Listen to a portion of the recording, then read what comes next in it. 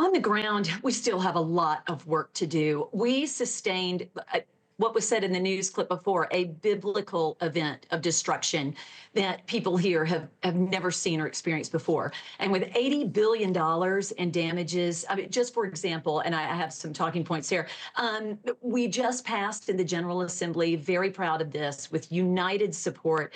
Governor Stein, he signed this legislation into law. It was the Disaster Recovery Act of 2025, and it's $524 million of support from assisting farmers with crop losses, home reconstruction and repair, and infrastructure grants. What people don't understand is entire water systems, electrical systems, sewer systems, basic infrastructure was ripped out of the ground. Roads, bridges. I mean, there was no way to even get to people to rescue them. And so we've also appropriated the General Assembly over $1 billion in North Carolina funds to go to it. But we need federal assistance. And that is where we are now. And then add this fire on top of it with all the downed trees and debris. This is unlike anything we've ever seen. And this really is a magical part of the world, Western North Carolina. We're looking at the devastation, all the flooding that was in Asheville. We haven't gone through another tourist season when there's the leaf peeping, where everybody comes to see the Blue Ridge Mountains and the oranges and the reds. It's just spectacular. And some of these small little mountain towns are never going to be the same again, sadly. Communities in North Carolina and South Carolina, as you're talking about, they're battling these wildfires, and officials are warning the danger that Hurricane Helene damage has left behind. All that destruction is perfect kindling for the threat of this wildfire that's coming, but it's also obstructing the roads in and out in some scenarios when crews are trying to do their work. Let's take a listen here. The ones from Helene, we're not seeing those consumed yet. They will be a significant fuel source should we have a fire here this fall. But the big thing with the Helene debris that's down right now is it's limiting our access of our firefighters to get into the woods. So what can you do as a lawmaker in North Carolina, as a voice and an advocate for change there, to try to get that debris out of the way so that's no longer a threat? Well, we need to start looking at these events as dual events. And here's what I mean by that. Our first responders need the tools.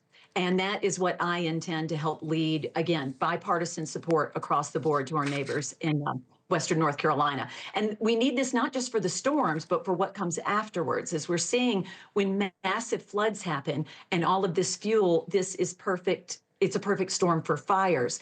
And it's not just a coastal event anymore. We always thought of hurricanes being a coastal and inland flooding event. And now with the mountains being devastated, our entire state is very unique. We have hurricanes, we have tornadoes, and forest fires, and we're one of the few that has all three. And so we really need to look at this collectively from a dual purpose for first responders, not just water mitigation, not just fire mitigation, rebuilding, all of the things. And now we've got roads and bridges included. And as folks are starting to rebuild, continuing to rebuild, there's a lot of talk this week about FEMA. The Trump administration has said that he'd like to get rid of it. Kristi Noem, our Homeland Security Secretary, has said that it might at least be overhauled. Let's take a listen to what she said this week, and I'll get your thoughts. We're going to eliminate FEMA. So we've got a lot to do, but it's all good, and we're working hard. Okay, so doubling down, not overhauling, but eliminating were her words there. Do you think North Carolinians would be better served if the governor had more of a hand in allocating resources rather than FEMA? If FEMA was eliminated, could there be some positives for that? You know, the chief executive of North Carolina may know better what's going on the ground than the federal government, perhaps. I can appreciate that, and I do agree. Governor Stein has done so much and more. He wants to set a new trend on disaster relief in North Carolina. But the problem with FEMA is so complex. We need those funds. We cannot rebuild this as a state with the revenues that we have. And so I would like to have a very robust and courageous conversation between the federal government and what we're doing in state governments, and let this be a model across the United States.